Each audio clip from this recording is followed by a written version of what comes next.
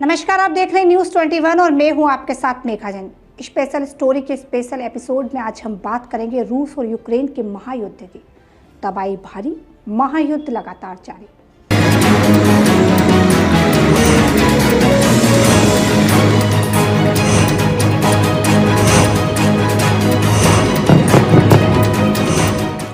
रूस और यूक्रेन की लड़ाई केवल आज की लड़ाई नहीं है, यह तो 25 दिसंबर 1991 की लड़ाई है।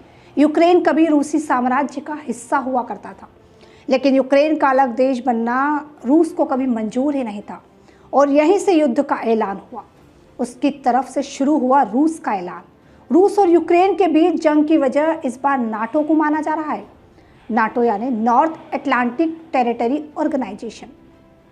यूक्रेन नाटो में शामिल होना चाहता था, लेकिन रूस ऐसा नहीं चाहता था। आखिर ये विवाद की जड़ क्या है, देखिए।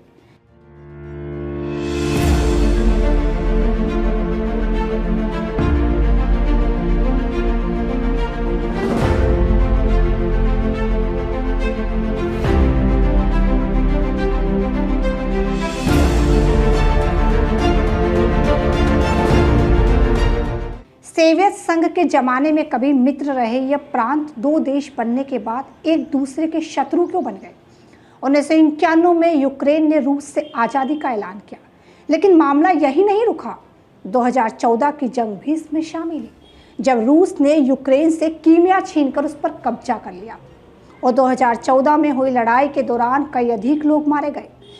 2015 में शांति समझौते की मध्यस्थता की रुक सके, इसके लिए कोई राजनीतिक समाधान नहीं निकला और बात इतनी बढ़ गई कि एक बार फिर 24 फरवरी यानी गुरुवार 2022 के दिन युद्ध का ऐलान हुआ, जिसमें दर्जनों लोगों की मौत हो गई। यूक्रेन की सेना 3 मोर्चे पर रूसी आक्रमणकारियों से लड़ती रही और वह लड़ाई इतनी घातक हो गई कि दूसरे विश्व युद्ध के बाद कोई इतना बड़ा हमला हो रहा है। रूस ने इस देश पर जमीनी, समुद्र और हवा से हमला किया और रिपोर्ट की माने तो उसके अनुसार रूस सेना यूक्रेन से सारे बुनियादी ढांचे को निशाना बना रही है। रूसी सेना ने जहां तक संभव हुआ वहां तक आक्रमण कर रही है। यूक्रेन के राष्ट्रपति वोलोदिमीर ज़ेलेंस्की का कहना है कि युद्ध के पहले दिन भी बहुत नुकसान हुआ है। रूस पूरी तरह बुराई की राह पर चल पड़ा है, लेकिन यूक्रेन लगातार अपना बचाव कर रहा है और अपनी स्वतंत्रता नहीं छोड़ेगा। आज रूस अपनी लड़ाई में यह देखना भी भूल गया है कि उसकी लड़ाई से कितने बच्चे, बूढ़ों पर भी वह आक्रामक नजर आ रहा है।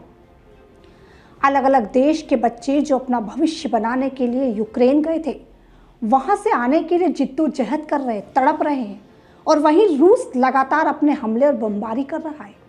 रूस और यूक्रेन की लड़ाई किसी भी मुकाम पर नहीं पहुंची है, लेकिन रक्षा विशेषज्ञों का ऐसा कहना है कि रूस ने क्यू पर भी कब्जा कर लिया है और सूत्रों का मानना है कि 7 मार्च तक रूस यूक्रेन को पूरी तरह से अपने कब्जे में ले लेगा। लेकिन वहीं लेफ्टिनेंट जनरल राजेंद्र सिंह ने कहा कि यूक्रेन पर कब्जे को लेकर उसका आकलन सही नहीं है। यूक्रेन के नागरिक भी युद्ध में अब कूद पड़े हैं, पर कहीं यूक्रेन के नागरिक ऐसे भी हैं जो छोड़कर जाने की तैयारी कर रहे हैं। अब तो 141 देश रूस के खिलाफ खड़े हैं और वही 35 देश रूस का साथ दे रहे हैं, लेकिन उससे रूस को कोई फर्क नहीं पड़ता। जैसे पुतिन के मन की आग ठंडी ही नहीं हो रही है। भारत सरकार लगातार अपने देश के विद्यार्थियों को लाने की तैयारी में लगी है। भारत के 20,000 विद्यार्थी यूक्रेन में अपनी पढ़ाई करने के लिए गए थे। अब उन्हें वहां से निकलने के लिए बहुत ही जद्दोजहद करनी पड़ रही है और युद्ध लगातार जारी है और भयावह रूप भी ले चुका है। यूक्रेन के नुकसान का अंदाजा लगाना मुश्किल हो गया है। पुतिन को अभी भी कोई फर्क नहीं पड़ रहा है। बम लगातार बरसाए जा रहे, रूसी सेना आक्रमण कर रही है। अस्पताल हो, स्कूल हो या कोई कस्बा हो, लगातार ध्वस्त करने में लगी है। जैसे पुतिन को अंदाजा ही नहीं है कि वहां पर क्या हो रहा है। यूक्रेन के लोग लगातार अपनी गुहार लगा रहे हैं और दूसरे देशों से अपनी मदद मांग रहे हैं। यूक्रेन के राष्ट्रपति का कहना है कि वह अपने यूक्रेन को बचाने के लिए पूरी तरह कोशिश करेंगे और अपने मरते दम तक साथ देंगे। रूस के राष्ट्रपति को अभी भी समझ नहीं आ रहा है कि यूक्रेन पर पूरी तरह कब्जा करने में किस तरह वो लगे हुए हैं। भारत लौट आए बच्चों से बात करने पर भी यह पाया गया कि वहाँ की स्थिति भयावह है। वहाँ पर पीने के लिए पानी और खाने के लिए दाने के लिए मोहताज हैं। भीड़ भारी मात्रा में है। यूक्रेन से निकलने के लिए जद्दोजहद करनी पड़ रही है। लगातार जंग जारी है। वहाँ की जनता त्रस्त है पर पुतिन अपनी मस्ती में मस्त है।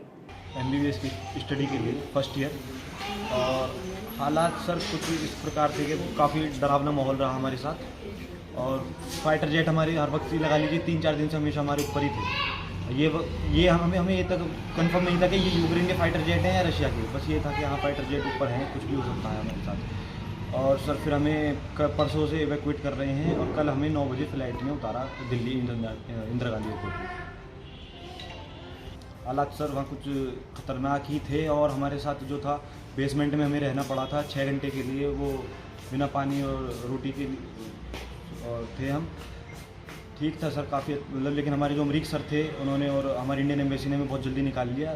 थैंक्स करना चाहेंगे इंडियन गवर्नमेंट को। अच्छा, एम्बेसी को लेकर के तमाम तरह के अफवाहें हैं, दावे और उनका आरोप है कि वहाँ से सहयोग नहीं मिल पा रहा है, क्या है इस आरोप में सच्चाई कुछ है? सच्चाई सर है, ऐसा नहीं कि सच्चाई नहीं है, क्योंकि कीव और खार्किव के पास जो है नेटवर्क भी कम है बच्चों के पास, लेकिन हमें निकाल लिया गया। एम्बेसी ने हमारा पूरा साथ दिया, और इंशाल्लाह जैसे हमें निकाल लिया गया है ऐसे और बच्चे अपने घर पहुंच जाएंगे। जो भारत सरकार का ऑपरेशन है गंगा, जिसके तहत भारत आपको लाया गया जी, इसको लेकर कुछ कहिए। सर ऑपरेशन गंगा चला तो हम अपने वतन आ गए, अपने घर आ गए, अपने माँ बाप के पास आ गए। अगर कोई ऑपरेशन ना किया जाता तो हम सर आज भी वहीं होते, और इंडियन गवर्नमेंट का शुक्रिया हमें निकालने के लिए। तो बाकी छात्र जो फंसे उनको कुछ कहें। उनको सर ये कहना चाहेंगे हिम्मत ना हारें, इंडियन गवर्नमेंट आपके साथ है, भरोसा रखें इंडियन गवर्नमेंट पे, इंडियन एम्बेसी आपके साथ है, एयर इंडिया आपके लिए बिल्कुल तत्पर है हमेशा। चिंता ना करें, आपको भी जैसे मुझे निकाल लिया गया ऐसे ही आपको बहुत जल्द निकाला जाएगा। फिलहाल स्पेशल स्टोरी में इतना ही। देखते रहिए News 21।